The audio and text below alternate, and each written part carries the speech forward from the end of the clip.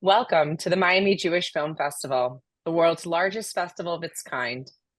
We want to thank all of our members, our sponsors, community partners, and all of you, our film lovers, and especially our presenting sponsors, the Center for the Advancement of Jewish Education and the Greater Miami Jewish Federation, for their continued support throughout all these years. My name is Rabbi Lila Haas, and I'm the Director of Adult Learning and Growth for the Center for the Advancement of Jewish Education. And I'm excited to be moderating a virtual conversation with director Jessica Fox and actress Ollie Fine from the film Stella, which is premiering at this year's festival. Thank you both for joining us. Thanks so much for having us. Well, this is a pleasure, and I look forward to sort of hearing more from you and going on another journey and adventure together as we explore deeply the messages, meanings of the film, and also just your own personal journey as you brought this story to life. So I'm just going to start with an opening question. If you would just tell us, both of you, tell us about yourselves, where you're from, and how you got into filmmaking, acting, directing, writing. What brought you here to this moment? Ollie, go for it. Okay. Hi, I'm Ollie. I'm from Scotland. I grew up in Edinburgh. I kind of call myself like a child of the Edinburgh Fringe. So I grew up doing shows. I started working in that festival when I was 9 years old, and then started performing there when I was about 11 or 12. Started off doing a lot of theatre, and then ended up getting more into film when I did a year abroad in Los Angeles, which was part of my year abroad from university, and then did a couple of short films while I was out there, which sort of helped me generate some more content for film and also like fall in love with acting for screen, which I think Jessica picked up on when I sent her some of my stuff from there. And sort of fell into Stella straight after university, and it was one of the most amazing projects I've ever done. And I'm trying to think what else. I think that's the end of my small spiel, but I'm sure more will come out as we talk. Great, thank you. And I'm Jessica Fox. I'm a writer, director, and I had the pleasure of directing Ollie and Stella, which was I'm so excited to dive into it. It was a very collaborative experience. But why did I start as a director? I'm sure my parents are wringing their hands asking the same question. But I viscerally remember being about like 8 years old and still love the world of pretend and loved playing the woods and creating stories. And I would make my friends stay in from recess to rehearse plays. Like I loved directing them. It didn't make me very popular. But at some point, most of them grew out of that. And the older I got, I still wasn't ready to. So I got really involved with theater. And I'm like, this is incredible. There's a whole world where adults still play pretend. I loved it. And then from there, I had a very influential high school teacher who was studying screenwriting and doing his graduate work in screenwriting. And he taught me all he knew. And I just fell in love. I would stay home from school, pretend I was sick, and watch Anne of Green Gables over and over again. So I think I was just destined to want to do film and TV. And that's what I've done so far. So I started a film production company. I moved to Scotland, which is where I am now, and worked in film here. And I also consult for the Scottish government as their film and broadcast sector specialist. Fascinating. Thank you both so much. You mentioned just that it was a collaborative process. So I'm interested in really diving into the process of developing the character of Stella. I think from both of your perspectives. And then also just especially considering the challenges that she faces in the film. And so how did you bring that to life? And what did you think about, sort of wrestle with in that process? It was really interesting. When I was writing Stella, I actually kind of had Ollie in mind. I remember having met Ollie, and I was really hoping that she'd audition for this. And so when I asked her, I was really hoping it was in my head a good match. And it was. One of the best quotes I've heard was like, you cast the right people and you get out of their way. And I have to say, Ollie did such a deep dive in developing Stella. I'm really going to pass the torch to her in terms of talking about it. But I think from a directing point of view, you try to create a safe environment, one that different actors need different things.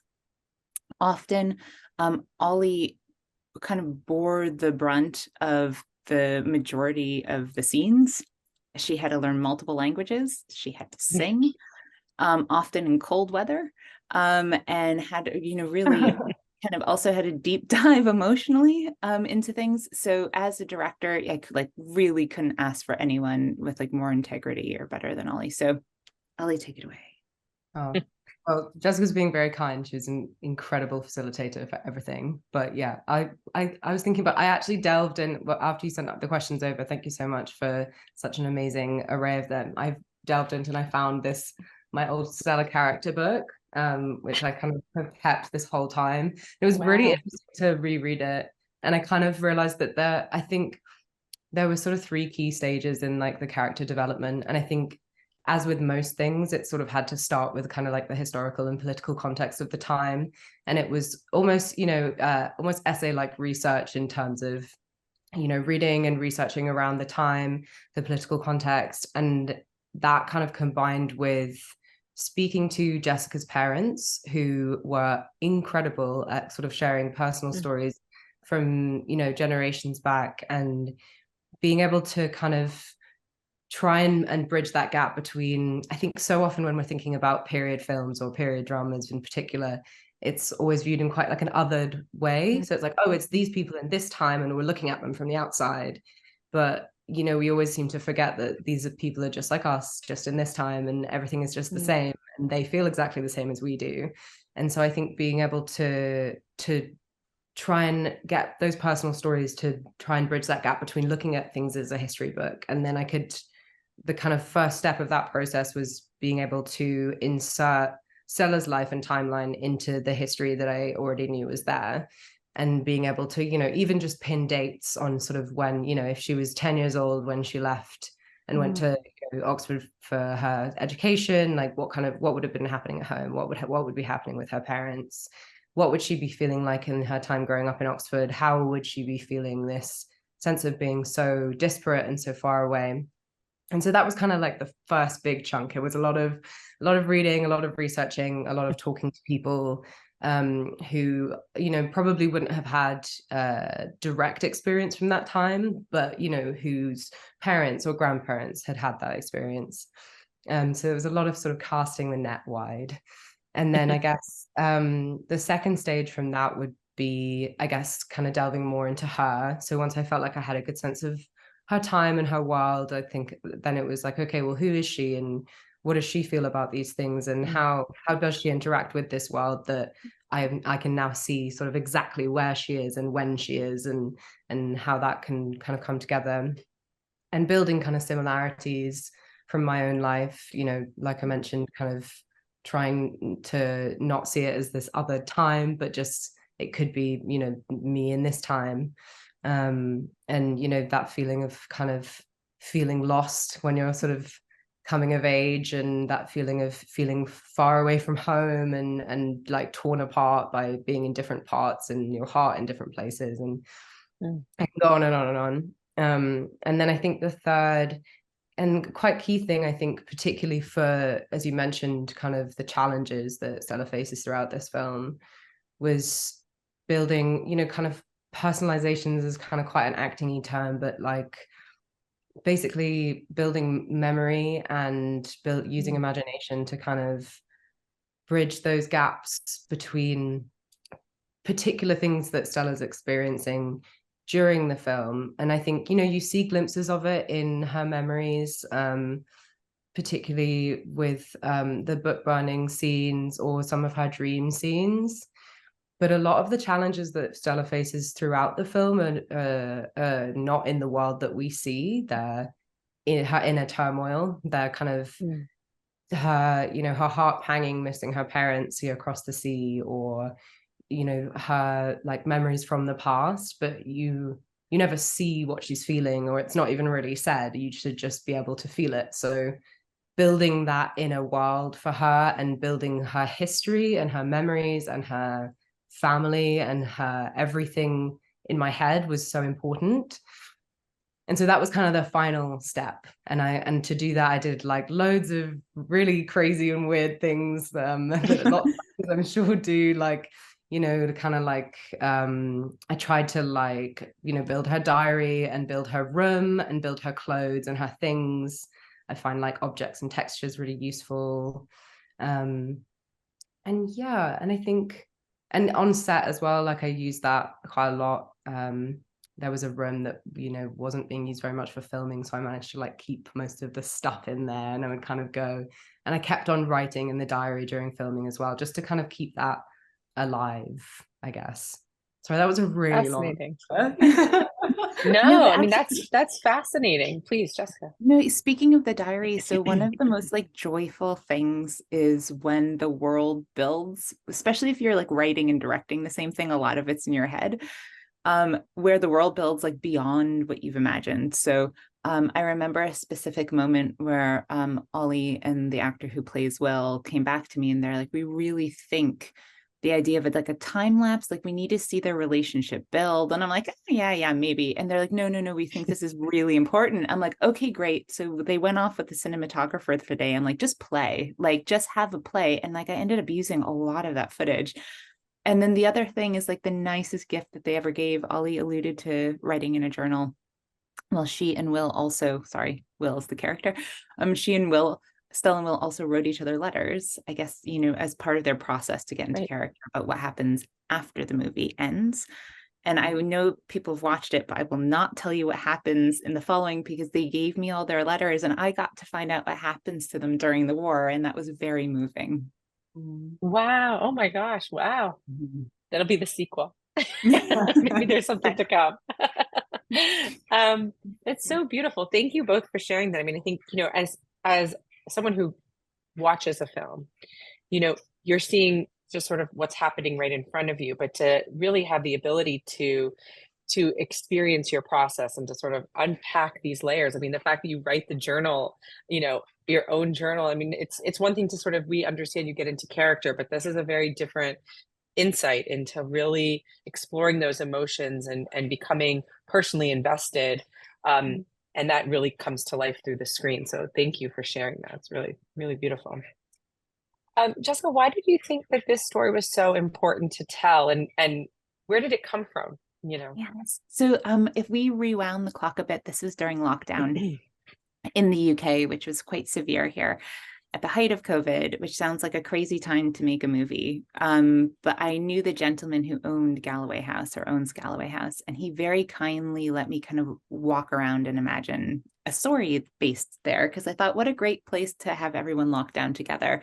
Very safe place to make a film, and also incredibly local. It's about 15-minute drive from where I live.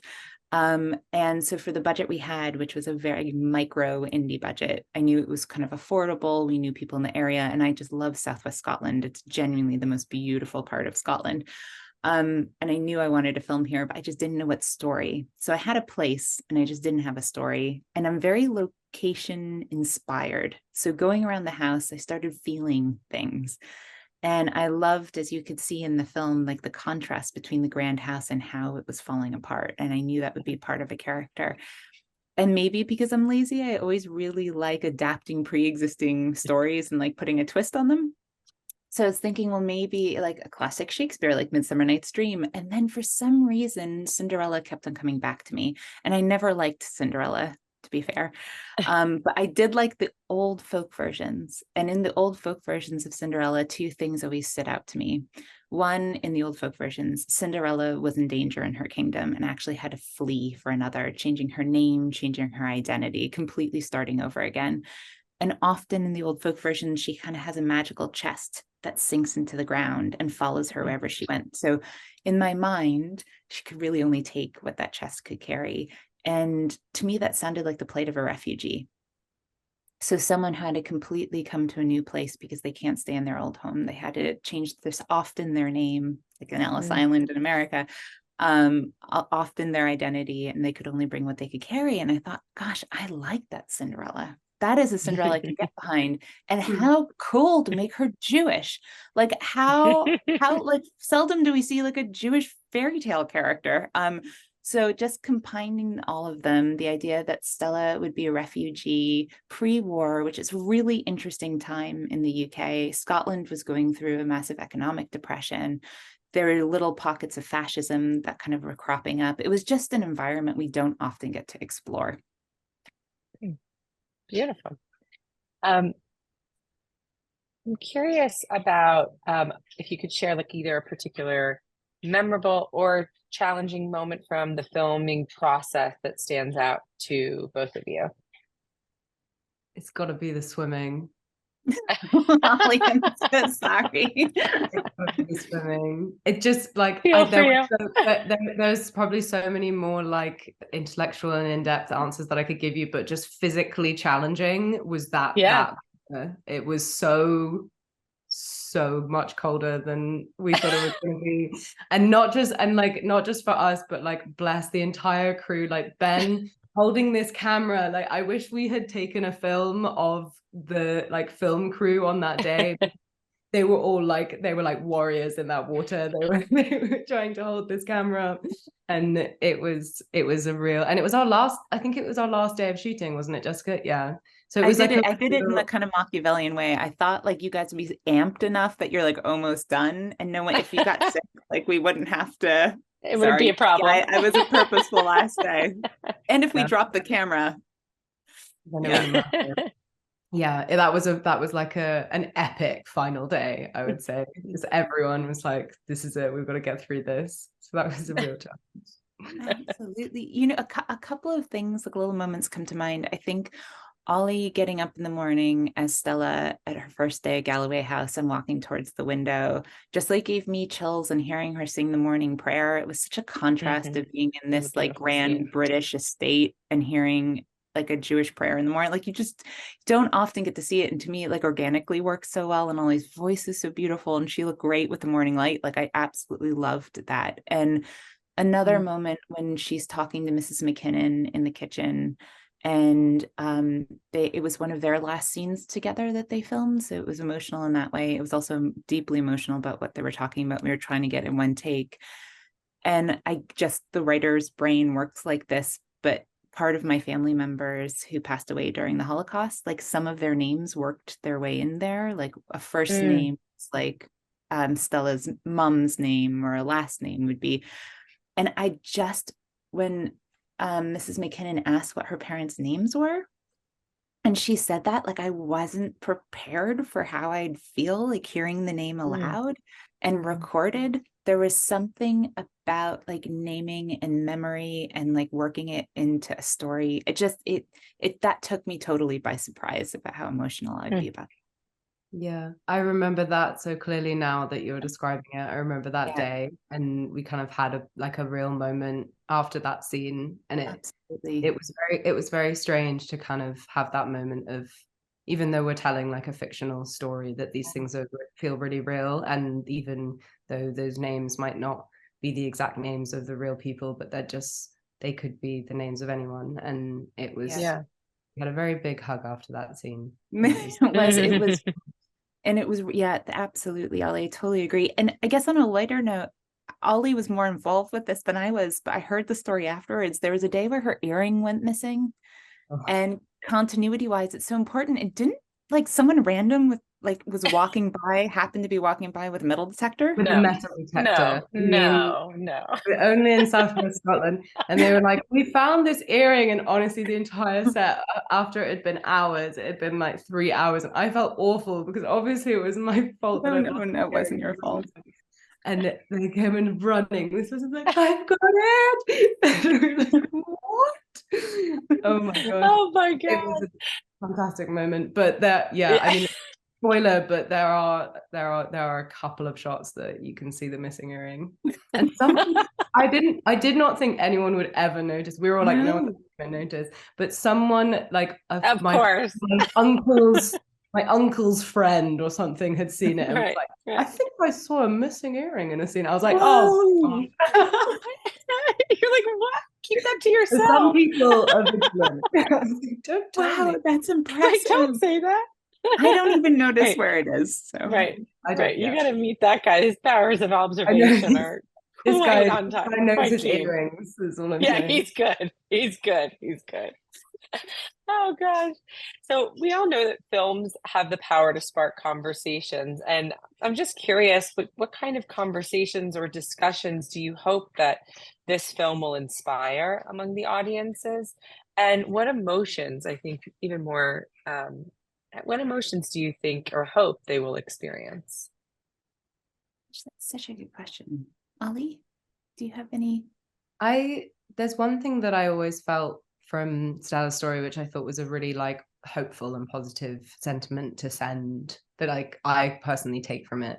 And I think it's about the feeling of like finding family and home in a place that's not your own. And I think because Stella is, you know, she's torn apart in terms of her sense of home or sense of identity or sense of place. You know, she's never really like lived in one place, or she's never really felt like one place is her home.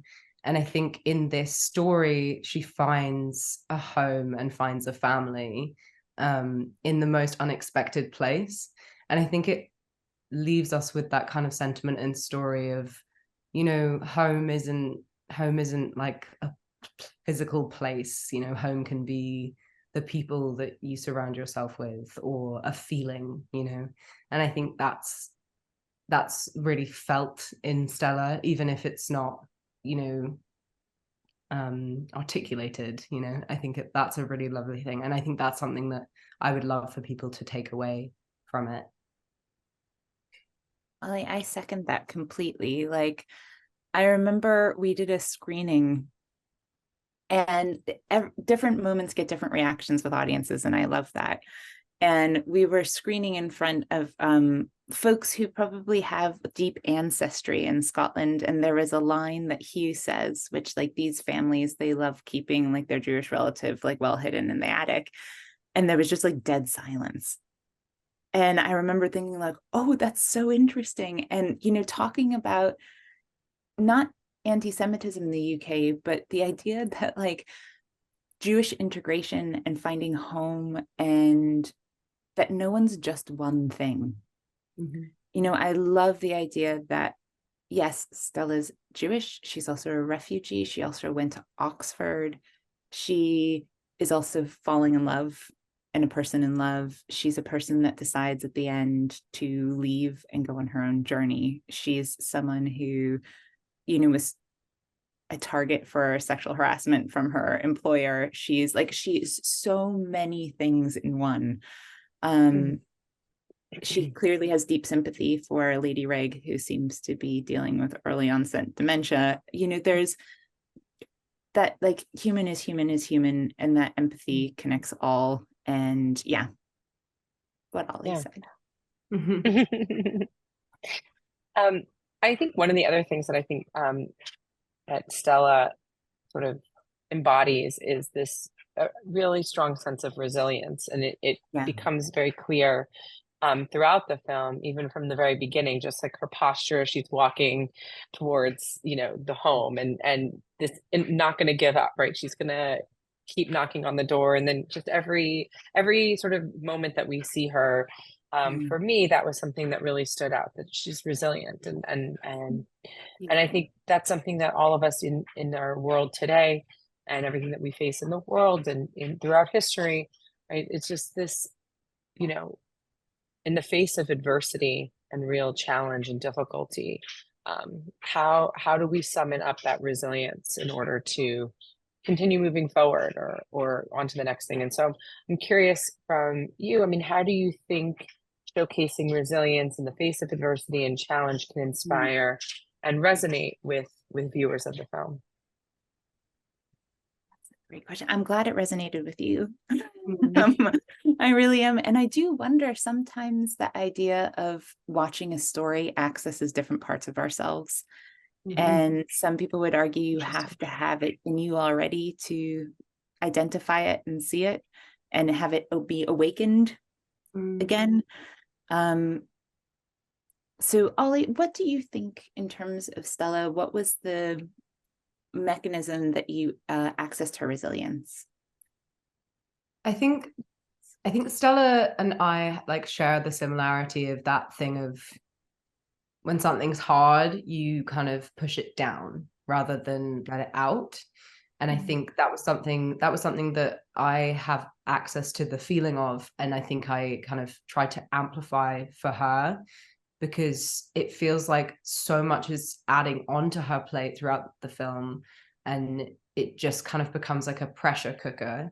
And I think it's really hard when we talk about resilience, both in the film and I think in life in general, because we feel like we need to be resilient to all of the struggles that we're facing all of the time, and we need to push through, and we just need to buckle down and get through it. And but also, like, when we do that for too long, the pressure cooker explodes. And like that happened to Stella, and I feel like that happens, you know, to us all the time when we're like overworked, overstressed. And Mm. I hope there's maybe like maybe two messages of resilience from the film then, in that way, like that it's, I think, resilience in the face of adversity, and you know, and pushing back against, you know, what you believe and what you think is right, and not taking no for no. And I think Stella showcases that, but then also the kind of what's the word, like the warnings around resilience as well, of, you know, be kind to yourself as well. Don't push things down. Don't push through just because you feel like you need to be strong when things are hard. You know, things are hard, and sometimes you need to reach out to other people and not, you know, face it by yourself, which Stella tries to do and ultimately fails. So there's lots of teachings about resilience in the film. Do you know, it makes me think, so my grandmother was very resilient. She was one of the Holocaust survivors. My grandfather was the other. And God, she was feisty. She was still feisty as like an older lady. And as an older lady, I remember her being in a mall where a guy knocked her down and tried to steal her purse, and she wouldn't let go. She wasn't having any of it. And I was so impressed by that. And I couldn't put my finger on it. It wasn't toughness. It was actual proper spirited resilience. And Esther Perel, the psychologist, probably put it best. Finally, when she was talking about it, I was like, that's what I was witnessing. And she said, when you go through trauma, some people just survive it. But really, when Esther Perel looked at her parents compared to other survivors, her parents were thriving. They were still engaged and loved life and embraced life, despite having what they went through. And I think my grandmother was a lot like that. And I can see that a lot in Stella. That sense of that, when we talk about resilience, there's something about life embracing in it. I think that's a beautiful place to sort of wrap up our conversation. And I think we couldn't have said it more beautifully. And so thank you both so much, really, for sharing your insight, your perspective, and just your hearts with us, and for bringing this beautiful, beautiful story to the screen, but also into our hearts. And I'm so grateful for that, and for both of you for being part of this experience. Thank you so much for having us. Thank you so much for having us. Yes. And I want to thank formally you, Jessica and Ollie from the movie Stella, for joining us. And once again, thank you to all of our members, our sponsors, community partners, volunteers, and all of you film lovers for participating in the Miami Jewish Film Festival.